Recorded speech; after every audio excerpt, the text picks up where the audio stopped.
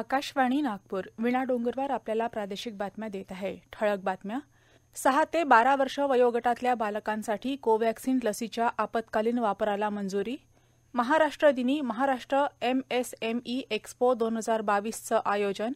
महानायकांचे विचार नव्या पिढीत रुजवण्याची गरज असल्याचं माजी केंद्रीय शिक्षण मंत्री डॉ. रमेश पोखरियाल निशंक यांचं प्रतिपादन.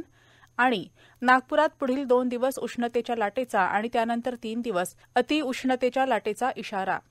6 ते 12 वर्ष वयोगटातल्या मुलामुलींसाठी कोव्हॅक्सिन लसीच्या आपत्कालीन वापराला औषध महानियंत्रकांनी मंजुरी दिली आहे. त्यामुळे या वयोगटातल्या बालकांच्या लसीकरणाचा मार्ग मोकळा झाला आहे. 5 ते 12 वर्षापर्यंतच्या बालकांसाठी कॉर्बेव्हॅक्सच्या आपत्कालीन वापरालाही औषध महानियंत्रकांनी मंजुरी दिली आहे. त्यांनी 12 वर्षांवरच्या मुलामुलींकरता झायकोव्ह-डी या लसीच्या आपत्कालीन वापरालाही मंजुरी दिली आहे. केंद्रीय माहिती आणि प्रसारण मंत्रालयानं नेटफ्लिक्सच्या सहकार्यानं आयोजित केलेल्या आजादी की अमृत कहानियां या उपक्रमाचा प्रारंभ आज नवी दिल्ली इथं माहिती आणि प्रसारण मंत्री अनुराग सिंग ठाकूर यांच्या उपस्थितीत झाला. यावेळी त्यांनी आजादी की अमृत कहानियाचा ट्रेलर प्रकाशित केला. या मालिकेत भारतासाठी चौकटीबाहेर जाऊन वैशिष्ट्यपूर्ण कार्य करणाऱ्या 7 भारतीय महिलांच्या प्रेरणादायी लघुकथा दाखवल्या जाणार आहेत. देशभरातल्या जनतेला प्रेरणा देणाऱ्या महिला आणि इतरांच्या कामगिरीचा गौरव करण्यासाठी हा उपक्रम आयोजित केला असल्याचं ठाकूर यांनी सांगितलं. देशभरातील ऊर्जा निर्मिती प्रकल्पांना कोळशाचा अखंडित पुरवठा सुनिश्चित करण्यासाठी रेल्वेच्या जाळ्याच्या माध्यमातून अधिक प्रमाणात कोळशाची वाहतूक करता यावी या उद्देशानं भारतीय रेल्वे विभागानं अतिरिक्त गाड्या तसंच अतिरिक्त डब्यांची सोय केली आहे. भारतीय रेल्वेनं कोळसा वाहतुकीला वेग दिल्यामुळे सप्टेंबर 21 ते मार्च 22 या काळात 32% अधिक कोळशाची वाहतूक झाली आहे. तर एप्रिल 2022 नंतर संसाधनांच्या कार्यक्षम वापरामुळे या वाहतुकीत 10% वाढ नोंदवली गेली आहे. वर्ष 2021-22 दरम्यान भारतीय रेल्वेनं रेल्वेगाड्यांच्या माध्यमातून कोळसा वाहतूक वाढवून तब्बल 111 दशलक्ष टन एवढ्या विक्रमी प्रमाणात कोळशाची वाहतूक झाली असून गेल्या वर्षी झालेल्या 542 दशलक्ष टन कोळशाच्या लोडिंगच्या तुलनेत यावर्षी लोडिंगमध्ये 20.4% वाढ नोंदवत 653 दशलक्ष टन इतक्या विक्रमी कोळशाचं लोडिंग झालं आहे. राज्यातली कायदा आणि सुव्यवस्था धोक्यात आणण्याचा प्रयत्न सुरू आहे, मात्र हे आम्ही कदापिही होऊ देणार नाही, अशी ग्वाही गृहमंत्री दिलीप वळसे पाटील यांनी आज मुंबईत प्रसारमाध्यमांशी संवाद साधताना दिली. खासदार नवनीत राणा आणि आमदार रवी राणा या दाम्पत्यावर पोलिसांनी केलेली कारवाई कायद्यानुसार असून कोठडीत नवनीत राणा यांना कोणतीही हीन दर्जाची वागणूक दिली गेलेली नाही, असं त्यांनी स्पष्ट केलं. भारतात आणि महाराष्ट्रात तरुणांची संख्या जास्त असून स्काउट गाईड चळवळीसारख्या युवकांसाठी काम करणाऱ्या चळवळीची देशाला अतिशय गरज आहे, असं मत राज्यपाल भगतसिंग कोश्यारी यांनी व्यक्त केलं आहे. राज्यपालांच्या हस्ते आज मुंबईत स्काउट गाईड राज्य पुरस्कारांचं वितरण झालं. त्यावेळी ते बोलत होते. 1 मे अर्थात येत्या महाराष्ट्र दिनी सूक्ष्म लघु आणि मध्यम उद्योग मंत्रालयाच्या वतीनं मुंबईत महाराष्ट्र MSME एक्स्पो 2022चं आयोजन करण्यात आलं आहे. मुंबईच्या वर्ल्ड ट्रेड सेंटर इथं 1 मे ते 3 मे दरम्यान हे प्रदर्शन आयोजित केलं असून केंद्रीय लघु आणि मध्यम उद्योग मंत्री नारायण राणे यांच्या हस्ते प्रदर्शनाचं उद्घाटन होणार आहे. या प्रदर्शनाच्या माध्यमातून अनेक उद्योजकांना नवीन व्यावसायिक संधींसह सरकारसोबत व्यवसाय करण्याची संधी प्राप्त होणार आहे. याशिवाय नवउद्योजकांना लघु मध्यम उद्योग योजना, कॉर्पोरेट कंपन्यांसोबत व्हेंडर्स डेव्हलपमेंट प्रोग्राम, मुद्रा कर्ज योजना, परदेशातील व्यावसायिक संधी, आयात निर्यात या विषयावर मार्गदर्शन केलं जाणार आहे. या प्रदर्शनाच्या माध्यमातून विविध जिल्ह्यांमधल्या अनेक उद्योजकांच्या उत्पादनांना व्यासपीठ मिळू शकेल. ग्राहकांना देखील थेट उत्पादकांसोबत संवाद साधण्याची संधीही उपलब्ध होऊ शकेल. या प्रादेशिक बातम्या आपण आकाशवाणीच्या नागपूर केंद्रावरून ऐकत आहात. आमच्या केंद्रावरील सर्व बातम्या ऐकण्यासाठी आणि ताज्या घडामोडी जाणून घेण्यासाठी Marathi news Nagpur all India radio या आमच्या YouTube वाहिनीला नक्की सबस्क्राईब करा. महानायकांचे विचार नव्या पिढीत रुजविण्याची गरज आहे, असं प्रतिपादन माजी केंद्रीय शिक्षण मंत्री डॉ. रमेश पोखरियाल निशंक यांनी केलं. वर्धा साहित्य महोत्सव हे एक अभियान असून ते देशभरात पोहोचेल असा विश्वासही त्यांनी व्यक्त केला. त्रिदिवसीय वर्धा साहित्य महोत्सवाचं उद्घाटन आज वर्ध्यातील महात्मा गांधी आंतरराष्ट्रीय हिंदी विश्वविद्यालयात करण्यात आलं. याप्रसंगी ते प्रमुख पाहुणे म्हणून संबोधित करत होते. उद्घाटन समारंभाला बाबासाहेब भीमराव आंबेडकर केंद्रीय विश्वविद्यालय लखनौ इथले कुलाधिपती प्रोफेसर प्रकाश बर्तुनिया तसंच वर्धा लोकसभा क्षेत्राचे खासदार रामदास तडस यांची विशेष उपस्थिती होती. कार्यक्रमाच्या अध्यक्षस्थानी विश्वविद्यालयाचे कुलगुरू प्रोफेसर रजनीश कुमार शुक्ल होते. हा महोत्सव 28 एप्रिलपर्यंत चालणार असून यात देशातील महानायकांवर लिहिलेल्या विविध 8 भाषांमधील कादंबऱ्यांवर चर्चा होणार आहे.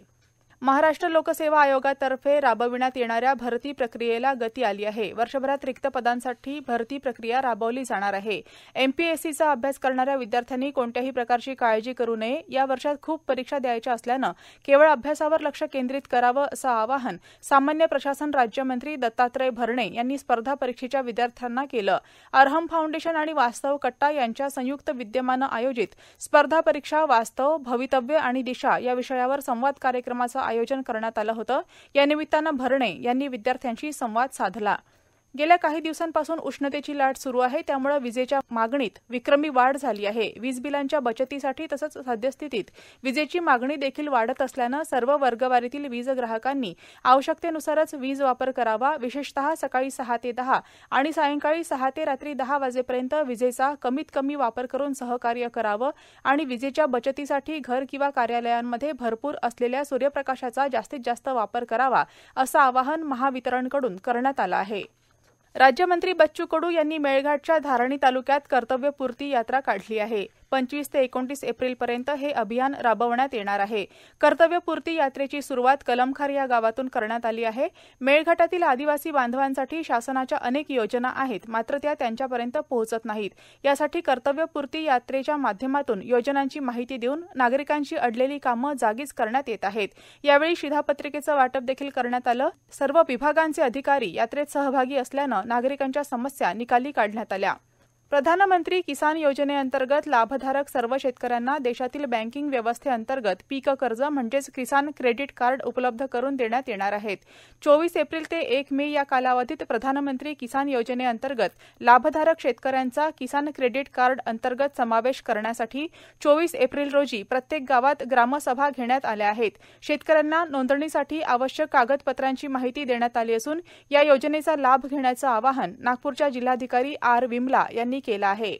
संत गाडगेबाबा अमरावती विद्यापीठाची उन्हाळी परीक्षा ही ऑनलाईन पद्धतीनं घेण्याची मागणी करत अमरावती विद्यापीठासमोर राष्ट्रवादी काँग्रेस, NSUI, युवासेना आणि प्रहार संघटनेच्या वतीनं ठिय्या आंदोलन करण्यात आलं. उन्हाळी परीक्षेबाबत विद्यार्थ्यांच्या मनात संभ्रम आणि भीतीचं वातावरण आहे असा आरोप करत अमरावती विद्यापीठाचा मनमानी कारभार सुरू असल्याचं देखील सांगण्यात आलं.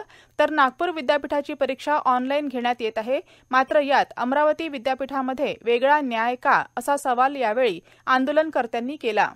वर्धा नदीपात्रातील वाळू चोरी रोखण्यासाठी जिल्हाधिकारी पवनीत कौर यांच्या निर्देशानुसार जिल्हा शोध बचाव पथकाच्या समावेशासह 2 स्वतंत्र जिल्हास्तरीय पथकं स्थापण्यात आली असून या पथकांनी केलेल्या मोठ्या प्रमाणावर वाळू तसंच अवैध रेती उत्खननासाठी वापरलेल्या बोटी जप्त करण्यात आल्या आहेत. या बोटींचा उत्खननासाठी पुन्हा वापर होऊ नये म्हणून जप्त बोटी महसूल प्रशासनाच्या अखत्यारीत ठेवण्यात आल्या आहेत. त्याचप्रमाणे महाराष्ट्र जमीन महसूल अधिनियम कलम 48 नुसार कारवाई होत आहे.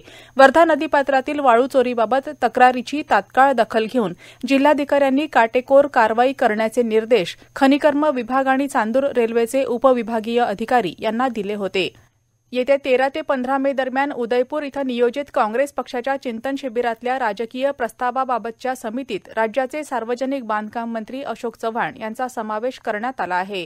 काँग्रेस अध्यक्षा सोनिया गांधी यांनी हा निर्णय घेतला असून पक्षाचे महासचिव KC वेणुगोपाल यांनी याबाबतचं पत्र जारी केलं आहे. या समितीत राज्यसभेचे विरोधी पक्षनेते मल्लिकार्जुन खरगे निमंत्रक, तर गुलाम नबी आझाद, अशोक चव्हाण, N. उत्तमकुमार रेड्डी, डॉ. शशी थरूर, गौरव गोगोई, सप्तगिरी शंकर उलाका, पवन खेरा आणि डॉ. रागिणी नायक यांचा समावेश आहे. ही समिती चिंतन शिबिरातले राजकीय प्रस्ताव तयार करण्याचं तसंच याबाबतच्या विचारमंथनाचं नियोजन करणार आहे. नागपुरात गेल्या 4 दिवसांपासून तापमानात वाढ झाली आहे. पारा 44 अंश सेल्सिअसपर्यंत पोहोचला असून नागरिक उकाड्यानं हैराण झाले आहेत. उत्तर भारतातील मुख्यत्वे राजस्थानमधून उत्तर पश्चिमच्या दिशेनं येणाऱ्या उष्ण वाऱ्यांमुळे नागपूर प्रादेशिक हवामान विभागानं आजपासून नागपुरात पुढील 2 दिवस उष्णतेच्या लाटेचा आणि त्यानंतर 3 दिवस अतिउष्णतेच्या लाटेचा इशारा दिला आहे. नागपूरसह अकोला आणि बुलढाणा जिल्ह्यातही तापमानात वाढ होण्याची शक्यता हवामान विभागानं व्यक्त केली आहे. त्यामुळे नागरिकांनी उन्हात दुपारी 12 ते 4 या वेळेत अनावश्यक घराबाहेर पडू नये, उन्हापासून बचाव करावा अशा सूचनाही देण्यात आल्या आहेत. आज विदर्भात सर्वात जास्त तापमान ब्रह्मपुरी इथं 44.7 अंश सेल्सिअस नोंदवण्यात आलं असून त्याखालोखाल अकोला, चंद्रपूर, वर्धा इथं देखील 44 अंश सेल्सिअस तापमानाची नोंद करण्यात आली. शेवटी पुन्हा ठळक बातम्या. 6 ते 12 वर्ष वयोगटातल्या बालकांसाठी कोवॅक्सिन लसीच्या आपत्कालीन वापराला मंजुरी. महाराष्ट्र दिनी महाराष्ट्र MSME एक्स्पो 2022चं आयोजन. महानायकांचे विचार नव्या पिढीत रुजविण्याची गरज असल्याचं माजी केंद्रीय शिक्षण मंत्री डॉ. रमेश पोखरियाल निशंक यांचं प्रतिपादन. आणि नागपुरात पुढील 2 दिवस उष्णतेच्या लाटेचा आणि त्यानंतर 3 दिवस अतिउष्णतेच्या लाटेचा इशारा. याबरोबरच हे प्रादेशिक बातमीपत्र संपलं. नमस्कार.